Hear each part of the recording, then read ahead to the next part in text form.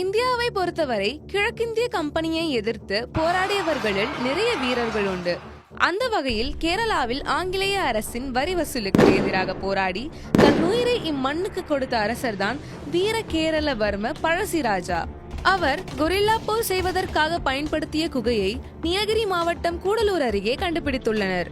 கேரளாவின் கோட்டயம் மற்றும் மலபார் பகுதியின் மன்னராக கடந்த 1753 ஆட்சி புரிந்தவர் பழசிராஜா. ஆங்கிலேய அரசின் வரி வசூலுக்கு எதிராக குரல் கொடுத்ததுடன் ஆங்கில அரசுக்கு எதிராக போராடினார். ஆங்கிலேய படைகள் இவரின் கோட்டயம் அரண்மனையை சுற்றி வளைத்த போது அங்கிருந்து வயநாடு மலைப்பகுதிகளுக்கு இடம்பெயர்ந்தார்.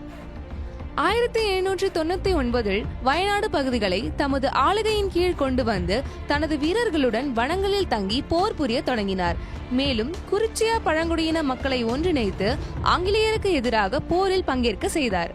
அப்போது குறும்பா பனியா பழங்குடியின மக்கள் ஆதரவு கொடுத்ததுடன் வீரர்களுக்கு தேவையான உணவு மற்றும் தங்கும் இடங்களை தயார்படுத்தி கொடுத்தனர். குறும்பா பழங்குடியின மக்கள் வில், அம்பு போன்ற ஆயுதங்களை போரில் பயன்படுத்தினார்கள். மேலும் வயநாடு மற்றும் நீலகிரி மலைகளில் அதிக அளவில் தங்களுக்கான தளங்களை ஏற்படுத்தினார். அதில் பந்தலூர் அருகே கோட்டமலை மற்றும் நெலக்கோட்டை பகுதிகளில் குகைகள் அமைத்து அதில் தனது படைகளுடன் தங்கியிருந்து ஆங்கிலேயருக்கு எதிராக பழசிராஜா கொரில்லா போர் தொடுத்தார். பந்தலூர் அருகே சேரம்பாடி பகுதியில் செயல்படும் வென்ட்வர்த் எஸ்டேட் தேயிலை தொழிற்சாலை அருகே சிறிய குழியாக காணப்பட்ட பகுதியை சீரமைத்து பார்த்ததுடன் வரலாற்று பதிவுகளை ஆய்வு செய்ததில் அது பழசிராஜா தங்கியிருந்த குகை என்பது தெரிய வந்தது. இந்த குகை சுமார் 30 மீட்டர் தூரம் சென்றதும் பிரிந்து 2 பாதைகளாக செல்கிறது.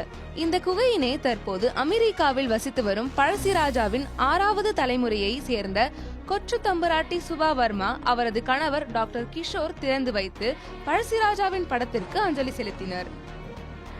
இந்த குகை 1791 முதல் 1801 ஆண்டு காலகட்டங்களில் அமைக்கப்பட்டு கொரில்லா போர் தளமாக செயல்படுவதாக வரலாற்று சான்றுகள் தெரிவிப்பதாகவும் இந்த பகுதியை இனி சுற்றுலா பயணிகள் பார்த்து ரசிக்கலாம் என்றும் முறையாக இந்த குகை பார்வையாளர்களுக்கு திறந்து வைக்கப்பட்டதாகவும் எஸ்டேட் நிர்வாகத்தினர் தெரிவித்தனர். மேலும் போரின் போது வில் அம்புடன் போரில் பங்கேற்ற குறும்பா சமுதாயத்தை சேர்ந்த மக்கள் வில் அம்புடன் பங்கேற்று பழசிராஜாவுக்கு மரியாதை செலுத்தினார்கள்.